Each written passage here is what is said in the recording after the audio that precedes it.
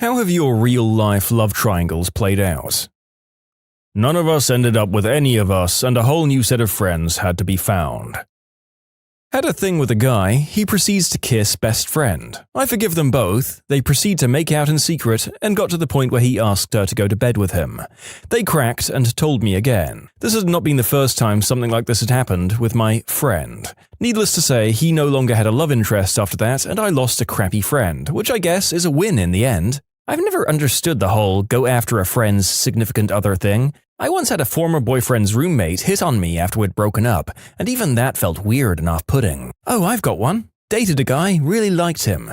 Maybe was reaching love levels. He then cheats on and dumps me for another girl. Great. Literally the next week, his best friend, who was not at all my type, was messaging me and was reassuring me that my ex told him he would be perfect for me and encouraged him to try to date me. I cut them both out of my life so fast.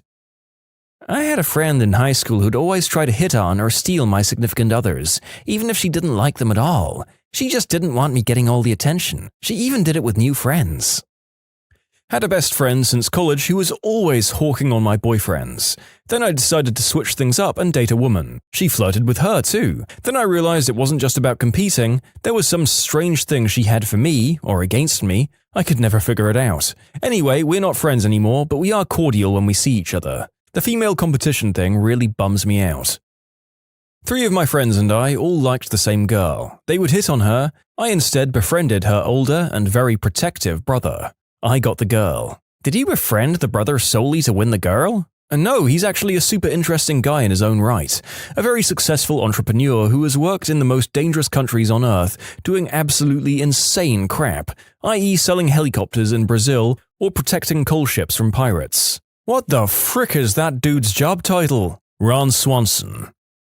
Color me pleasantly surprised that he genuinely befriended the guy to be a pal, and not just to use him in a sort of male-dominated medieval family dynamic to get approval to court his sister. I worked offshore. I knew I was going to be gone for a few months. Girlfriend said she wanted to wait since I was such a great guy. I came back and she was the same number of months pregnant that I had been gone. We'd always used protection, so I was skeptical but supportive.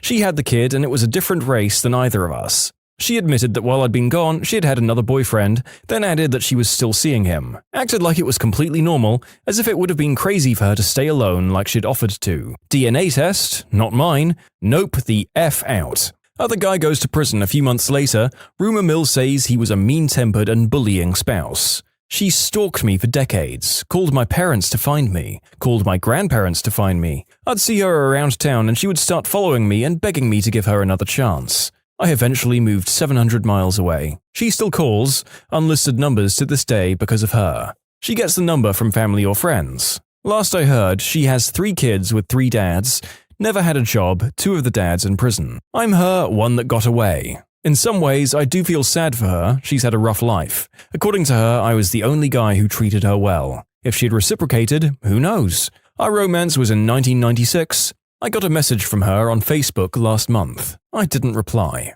Man, if she'd applied half of that drive and persistence into developing stable relationships with a good guy that returned her interest, she'd have a great life right now. Well, I mean, technically, she's trying to do that. My dude dodged a tsunami with that girl. Was dating a guy, he confessed to one of his best friends that he liked her. She rejected him. Was mad because I was second choice, but forgave because frick my life. He still likes her and she messes with him. They fight because she doesn't want me around. They become friends again, I dump him. He admits to never loving me and was in it for the act of a relationship. Now he's all over her and she still plays him. I'm here sad because I loved him. Rest in peace, me. I hope you feel better. I know exactly how it feels to be used. I always wonder what people are thinking when they pull this crap. It will get better, I promise you. Keep on keeping on, friend.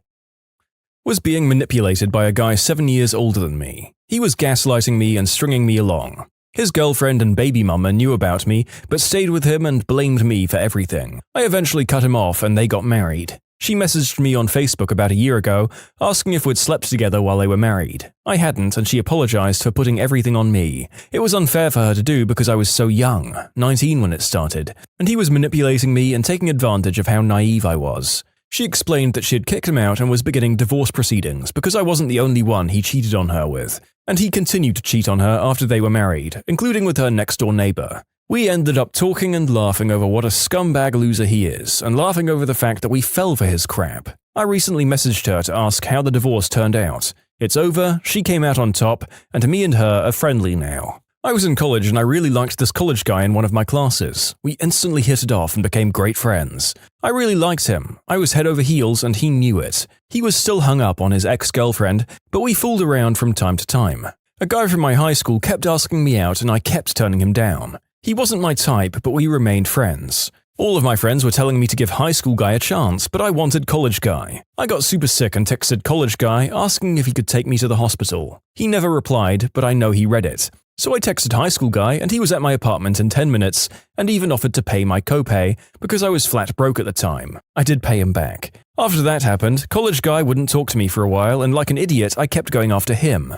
I was super heartbroken. High school guy helped me through it. Finally, I decided to give him a shot. Now we're married and about to celebrate our 7-year anniversary with our 3-year-old son. When you say he wasn't your type, what specifically do you mean by that? Seems like he was your type after all. Not the original writer, but I do have a similar story of giving the other guy a chance and it working out. Me and the significant other are going on 5 years. My significant other was not my type. At the time. I figured it out once I started dating him and that what I thought was my type wasn't really my type. Don't knock it until you try it sort of thing. Hey, at least the high school guy's patience paid off. What a truly nice gentleman. All 3 of us now hate each other with the fury of 1,000 suns and wouldn't particularly care if the other 2 died of Lou Gehrig's disease. So not too bad, all things considered. I included the simple summary of a love triangle just because it seems like a concise summary of how the majority of these things have to play out. This is a story of a love square versus a love triangle, but it's pretty crazy. I had been living together with my girlfriend for maybe 6 months, together for maybe a year. She cheated pretty bad, but I don't know the depths of it. But at least 2 guys would tell me how much she loves me every 30 seconds, which made me believe that she was loyal. She didn't discuss other men, not as friends or anything, all silence. I'm not the jealous type at all, so I normally just trust and assume it's all good until it isn't. Nobody got caught, she just secretly planned to move in with one of the guys and surprise moved out one day. Not such a great feeling coming into an empty home. Took years to even learn of what transpired. She'd had a tough childhood and always told people the gruesome story of her mum dying at the hands of her father, with specifically her mum's eye dangling from the socket. Fast forward 1.5 years and I'm living with a new girlfriend and I share the eye dangling story and a light bulb goes off in her head. We piece together what happened. When I was living with cheating girlfriend, we had some drama. She'd broken up with me, got with a guy, then came back to me, in addition to other trust-eroding issues, so I was basically not interested in doing the deed with her due to a lack of trust. Cheating girlfriend apparently was sleeping with the boyfriend of what would be my girlfriend in 1.5 years. Boyfriend of future girlfriend says, "Oh hey, I know this girl, she's had a tough life," and tells the whole mum dying story with specifically the dangling eye, which is how we figured it out, and goes on, "She needs a place to stay, can she stay with us?" She's worried her roommate is going to commit the unspeakable act against her. My future girlfriend calls him out that he's cheating with her, since he has a history of cheating and he admits it, so obviously she did not stay with them. Honestly, the cheating I don't mind as much as calling me a roommate and the potential unspeakable act committer when I thought I was in love with this girl, claiming to be my girlfriend and wanting to settle down with me. In conclusion, my girlfriend at the time had an ex-boyfriend that cheated on her with the girl I was seeing who cheated on me. Also, before I'd met my girlfriend at the time, apparently I'd had a dalliance with her childhood best friend. Had no idea. I didn't actually do anything wrong since that predated our relationship, but I still feel like a jerk about it between those 2 sordid bits of history. My bedroom life included maybe 5 people in a period of 2 years and 3 of them are all intertwined like this. It's crazy. Kinda related, but my Aunt Janet was cheated on by my Uncle John with a girl Kate. Kate was cheating with John on her husband Brandon. Now Kate and John are getting married, and Janet and Brandon are getting married. Basically, they switched partners. All fake names, of course.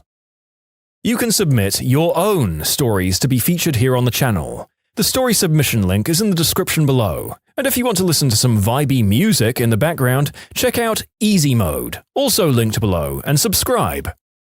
I was on a work contract on location. I met a guy, started dating and things were good. One day he told me his ex was going to be in town for a day and that they were going to hang out. That night we were supposed to meet for drinks at the pub and he was super distant and acting strange. It was obvious to me that he'd hooked up with her. He ended up leaving early to go to bed, alone. I was teed off. There was another guy also working for the company who'd always flirted with me. I happened to literally run into him as I'm headed outside to the balcony. Maybe it was something I was giving off, but he grabbed me and kissed me, and I went with it, and we ended up hooking up that night on the balcony, which also happened to be the place me and the first guy hooked up the first time. The next day, guy 1 confesses that he hooked up with his ex. I told him I could tell and kind of left it at that. We just started hanging out less, and I started seeing a lot more of guy 2. One day, it was quite apparent that they both weren't talking to me. They'd talked. I rode up the elevator with one of their co-workers one day who told me that they were both upset that I'd hooked up with